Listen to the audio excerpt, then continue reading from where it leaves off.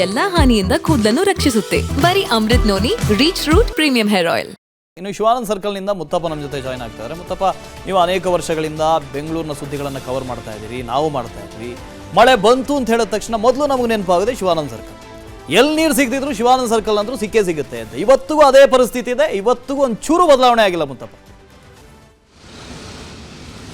ವಾಸುದೇವ್, ಈ ಪ್ರವಾಹವನ್ನು ತಡೆಗಟ್ಟುವುದಕ್ಕೆ ತಗ್ಗು ಪ್ರದೇಶದಲ್ಲಿ ನೀರು ನಿಲ್ಲದೆ ಹಾಗೆ ಮಾಡೋದಕ್ಕೆ ಪ್ರತಿ ವರ್ಷ BBMP 50 ಕೋಟಿ ರೂಪಾಯಿ ಖರ್ಚು ಮಾಡ್ತಾ ಇದೆ. ಕಾಮಗಾರಿ ಬೇರೆ ವಿಚಾರ, ಕಾಮಗಾರಿಗಳಿಗೆ ಬರುವಂಥ ಅನುದಾನ ಬೇರೆ ವಿಚಾರ. ಆದರೆ ಈ ತಗ್ಗು ಪ್ರದೇಶಗಳಲ್ಲಿ ಎಲ್ಲೇ ನೀರು ನಿಲ್ಲುತ್ತೋ ಅದನ್ನು ಸರಿದೂಗಿಸೋದಕ್ಕೆ ಅಥವಾ ರಿಪೇರಿ ಮಾಡೋದಕ್ಕೆ ಪ್ರತಿ ವರ್ಷ 50 ಕೋಟಿ ರೂಪಾಯಿನ BBMP ಖರ್ಚು ಮಾಡ್ತಾ ಇದೆ. ಇದು ಆನ್ ರೆಕಾರ್ಡ್ ಇರುವಂಥದ್ದು.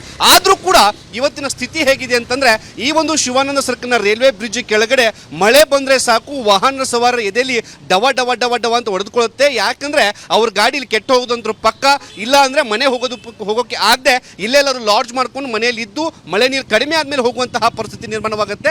ಕಾರಣ ಇಷ್ಟೇ, ಈ ಒಂದು ಅಂಡರ್ ಪಾಸ್ಗೆ ಎಲ್ಲಾ ಭಾಗದಿಂದ ಕೂಡ ನೀರು ಬರುತ್ತೆ. ಆದರೆ ಇಲ್ಲಿ ಬರುವಂತಹ ನೀರು ಹರಿದು ಹೋಗೋದಕ್ಕೆ ಇಲ್ಲಿ ವ್ಯವಸ್ಥೆನ ಮಾಡಿಲ್ಲ. ಇದು ಕೇವಲ ಇವತ್ತಿನ ವಿಚಾರ ಅಲ್ಲ, ಕಳೆದ 10 ವರ್ಷಗಳಿಂದ ಆಗ್ತಿರುವಂತಹ ದೊಡ್ಡ ಸಮಸ್ಯೆ ಇದು. ಈ ಸಮಸ್ಯೆನ ಬಗೆಹರಿಸೋದಕ್ಕೆ BBMP ಅಧಿಕಾರಿಗಳು ಕಳೆದ ವರ್ಷ 18 ಕೋಟಿ ರೂಪಾಯಿ ಖರ್ಚು ಮಾಡಿದ್ದಾರೆ.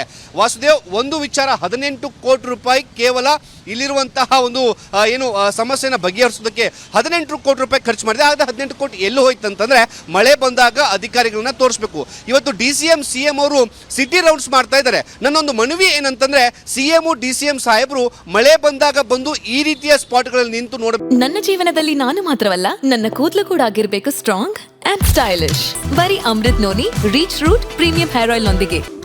Reach root premium hair oil ಬೇಕಾಗುತ್ತೆ. ಆಗ ಇವರಿಗೆ ಅಸಲಿಯತ್ತು ಗೊತ್ತಾಗುತ್ತೆ ಬೆಂಗಳೂರಲ್ಲಿ ಏನ್ ಸ್ಥಿತಿ ಆಗ್ತಾ ಇದೆ. BBMP ಅಧಿಕಾರಿಗಳು ಪ್ರವಾಹನ ತಡೆಗಟ್ಟೋದಕ್ಕೆ 50 ಕೋಟಿ ರೂಪಾಯಿ ಹೇಗೆ ಖರ್ಚು ಮಾಡಿದೆ ಅಂತ ಗೊತ್ತಾಗುತ್ತೆ. ಇವತ್ತು ಹೋದ್ರೆ ಏನು ಸಿಗಲ್ಲ.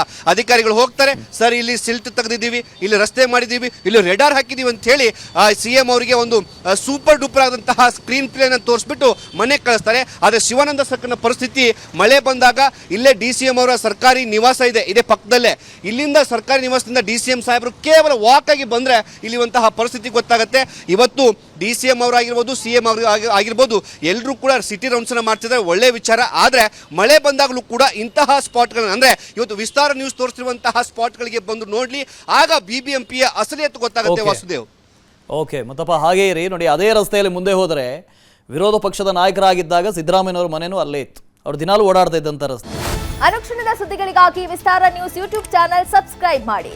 ಹೊಸ ಸುದ್ದಿಗಳ ನೋಟಿಫಿಕೇಶನ್ಗಾಗಿ ಬೆಲ್ ಐಕಾನ್ ಕ್ಲಿಕ್ ಮಾಡಿ. ಲೇಟೆಸ್ಟ್ ಅಪ್ಡೇಟ್ಸ್ಗಾಗಿ www.vistaranews.com ವೆಬ್ಸೈಟ್ಗೆ ವಿಸಿಟ್ ಮಾಡಿ. ಅಂಗೈಯಲ್ಲೇ ಜಗತ್ತಿನ ಸುದ್ದಿ ತಿಳಿಯಲು ವಿಸ್ತಾರ ನ್ಯೂಸ್ ಕನ್ನಡ ಆಪ್ ಡೌನ್ಲೋಡ್ ಮಾಡಿ.